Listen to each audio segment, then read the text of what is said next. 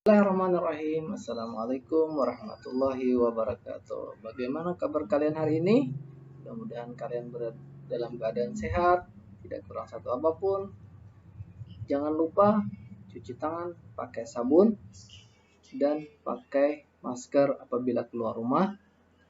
Apabila tidak ada keperluan, tetap berada di rumah sendiri.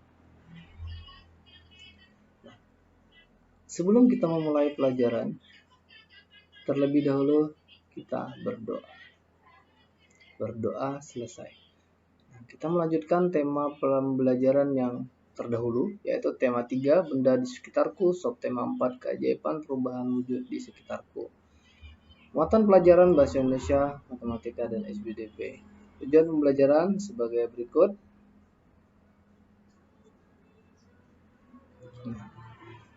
Lanjut, kita ke bertani garam. Garam dihasilkan dari air laut. Di pinggir pantai, petani garam membuat ladang garam. Ladang garam ini berbentuk tambak-tambak untuk menampung air laut. Ladang garam berbentang luas di pantai yang tidak memiliki banyak sungai. Contohnya di pantai utara Pulau Jawa, Madura, Sumatera, Sulawesi, dan pantai-pantai di daerah Nusa Tenggara. Bagaimana proses menghasilkan garam? Pertama, petani menyiapkan petak-petak tambak. Tanah di dalam petak tambak terlebih dahulu harus dipadatkan. Setelah tambak garam dibuat, lalu diisi air laut dengan kedalaman tertentu. Air laut yang terkena sinar matahari akan menguap dan meninggalkan kristal-kristal garam untuk mendapatkan lapisan garam yang tebal.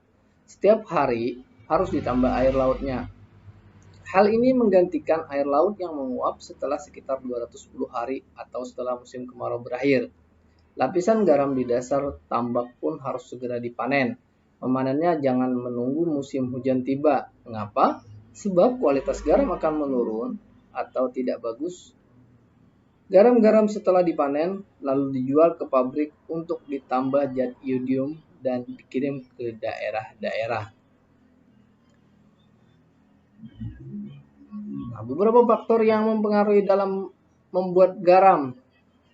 Yang pertama, air laut. Kualitas air laut sangat mempengaruhi proses dan cara membuat garam. Di Indonesia tidak semua pantai bisa buat menjadi garam. Tingkat keasaman air laut sangat diperhatikan di sini.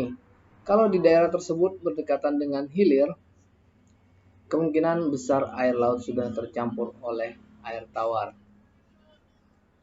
Yang kedua yaitu cuaca. Cuaca berangin. Semakin kencang angin yang tertiup, maka akan percepat penguapan air laut. Hal ini diimbangi juga dengan faktor suhu udara pada daerah tersebut. Jika suhu udara panas dan udara bertiup kencang, maka air akan cepat menguap. Tapi kalau kondisinya dingin, hasil yang didapat tidak seperti ketika suhunya panas. Cuaca hujan, intensitas faktor ini mempengaruhi penguapan dari air laut. Apabila intensitas hujan yang tinggi, maka menurunkan tingkat produktivitas pembuatan garam. Kemarau panjang berpengaruh pada jangka waktu yang diberikan untuk membuat garam.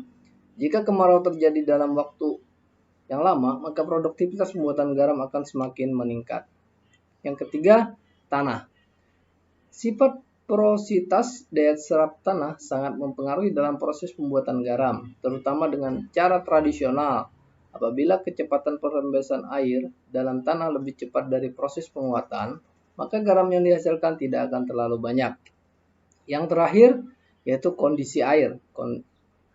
Konsentrasi air garam supaya bisa mengkristal antara 25 sampai 29 derajat. Bila konsentrasi air tua di bawah 25 derajat, maka kalsium sulfat akan banyak mengendap. Sedangkan kalau konsentrasi air tua lebih dari 29 derajat B, maka magnesium akan banyak mengendap. Nah, cara membuat garam secara tradisional. Yang pertama, mengalirkan air laut ke tempat yang luas. Menjemur di bawah terik matahari. Nah, di sini yang terakhir proses pemanenan.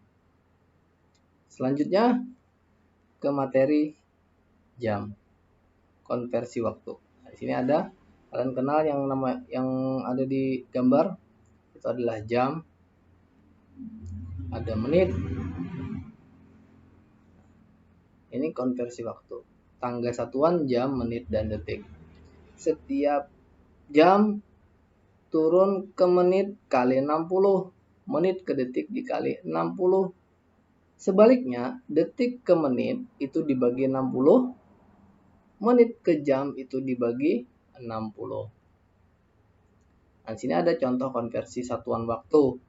1 hari sama dengan 24 jam, 1 jam 60 menit, 1 menit 60 detik, 1 detik 1 per 60 menit, 1 menit 1 per 60 jam, 1 jam 360 detik, 1 hari 86.400 detik.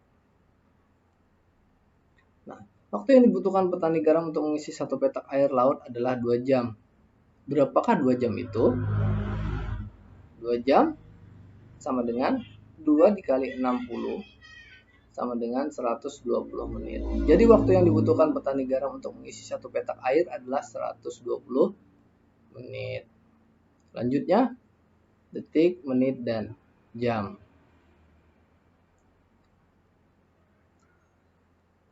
Setelah ini kita akan mempelajari baju. Cara melipat baju. Ini kan kalian kenal sudah, ini baju. Cara melipatnya seperti ini apakah sudah pernah? Ya, kalian pasti pernah melipat baju.